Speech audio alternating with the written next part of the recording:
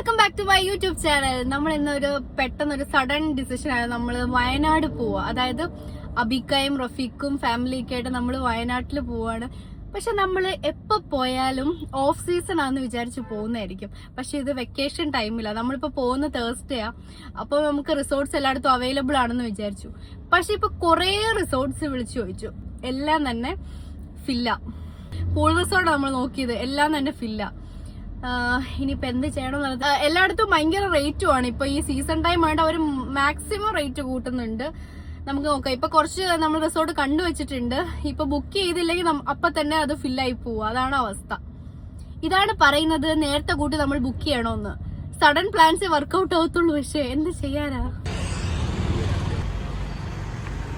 അപ്പൊ എന്താ പരിപാടി? ഞങ്ങൾക്ക് റൂം കിട്ടിയില്ല, അതുകൊണ്ട് ഞങ്ങള് വണ്ടിക്കകത്ത് കിടക്കാൻ എന്നാ സെറ്റപ്പ് ആണോ നോക്കിക്ക്. പ്രഗ്നൻസി ബില്ലാണോ ഇത് താഴെ വെക്കുന്ന?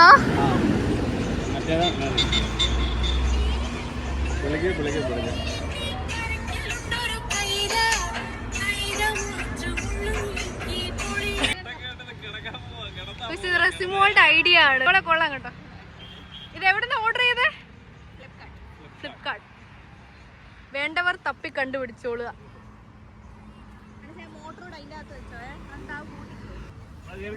ഉണ്ടോ pillow?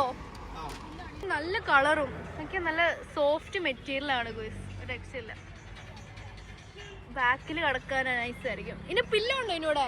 By the by we are going. ഇപ്പൊ പൊക്കോണ്ടിരിക്കും. ഓക്കെ, അപ്പൊ നമുക്ക് നോക്കുന്നതിൽ ലിമിറ്റേഷൻസ് ഉണ്ട്.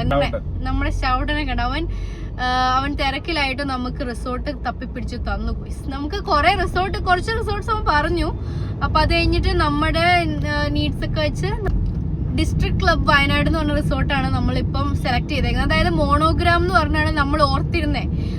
അതായത് നമ്മളൊരു 6 വർഷം മുന്നേ, അത് 5-6 വർഷം മുന്നേ അവിടെ പോയിട്ടുണ്ടായിരുന്നു. നമ്മളും നമ്മളൊരു കസിനും കൂടെ അവിടെ പോയിട്ടുണ്ടായിരുന്നു. അതിന് നമ്മൾ ഒരു തൃശ്ശൂരൊക്കെ കഴിഞ്ഞ് നല്ല ബ്ലോക്കും കാര്യങ്ങളും ഒക്കെ ഉണ്ട്. അതുകൊണ്ട് നമ്മൾ ഇത്ര ലേറ്റ് ആയത്.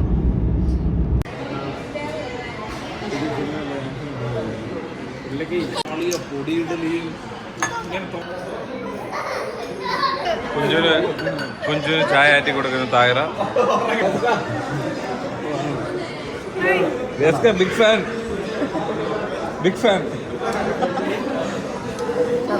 ഞങ്ങൾ കോട്ടയം ഉണ്ടാക്കിയാണ്. കൂടെ ഇവിടാണ്.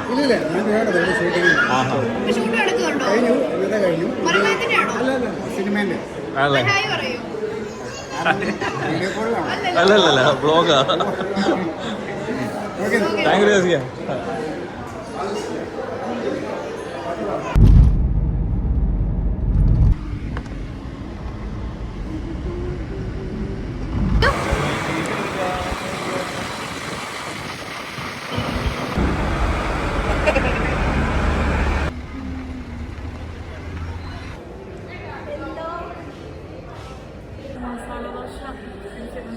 സ്ട്രെസ്മോക്ക് മസാല ദോശ പിടിച്ചില്ല.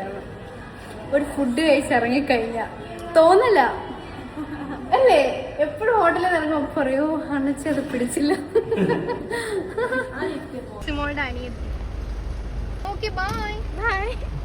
ഇതാണ് നമ്മളെ താമരശ്ശേരി ചുരം.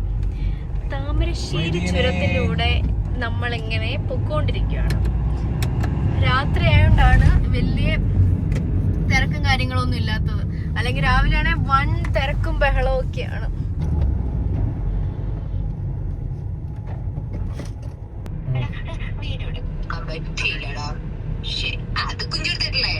താമരശ്ശേരി ചുരത്തിലെ ലോറികളുടെ ഓവർടേക്കിങ്ങിനെയും കാര്യങ്ങളും ഒക്കെ പറഞ്ഞുകൊണ്ടിരിക്കുന്ന 3 യൂത്തന്മാരെയാണ് നിങ്ങൾ കണ്ടുകൊണ്ടിരിക്കുന്നത് സുഹൃത്തുക്കളെ.